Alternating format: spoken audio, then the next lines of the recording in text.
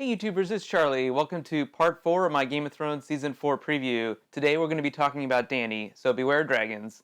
As always, consider this a mild spoiler warning for Seasons 1 through 3 and everything in Books 1 through 3 up to where we are in Season 3. So you just won the lottery in Yunkai, only instead of Bravosi Gold, you won every man, woman, and child. What do you do next? Do you press your luck and head to Marine, or do you make a break for Westeros? But wait, turns out you can't make it to Westeros without ships. That's right, the Narrow Sea is in between you and your goal, meaning that Dany is going to have to find a way to get to Westeros with her army.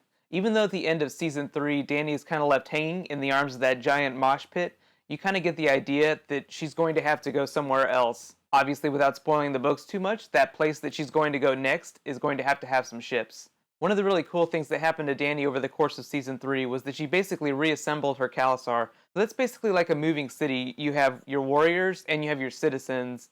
That's right, remember in Season 1, when she married Khal Drogo, she basically got that entire Khalasar, but after that first season they basically fled after the death of Khal Drogo. So it's time to march on Westeros, but is she mentally ready to wage that war against the Seven Kingdoms? If you remember, I said that she basically needs ships. She can't get to Westeros, no matter how big her army is. You can't put that many people on the back of a dragon. But she's in luck. All those cities up and down the coast, like Braavos, have ships. So obviously she's going to be going to one of those cities. What ends up happening when she gets there, though, is kind of up for grabs. There are certain events over the courses of books 3, 4, and 5 that kind of leave her stationary.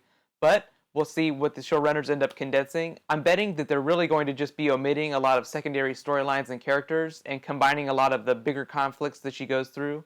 But let me know what you think. What is Dany going to be doing in Season 4? Is she going to be learning more about becoming a queen? Is she going to march on Westeros? Will she get her ships? Just based on the pace of the show and the time that each character gets, I don't think that we're going to have enough time for Dany to do too many things. So obviously, she's really probably going to be spending most of her time just learning about being a queen for all these new citizens that she's gained. Really important for her storyline, though, there was a notable recast. Michelle Huisman was basically recast as Dario, taking over for Ed Skrein. That's mostly because of a scheduling conflict, I think, but if you're a really big fan of the Dario character, I think that role is going to be expanded, so he'll get a lot more scenes in Season 4, so get excited for that. It was also confirmed recently that actor Mark Gatiss was playing the role of Tychos from the Iron Bank of Braavos, and even though that's a Bravosi character, his character is actually going to be in King's Landing, so I'll do a separate video for him.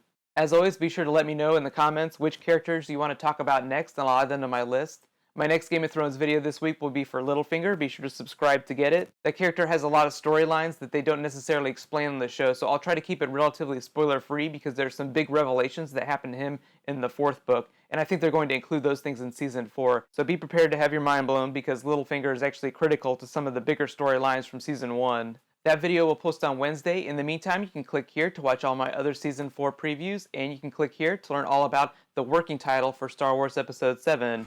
Thank you so much for watching. High fives!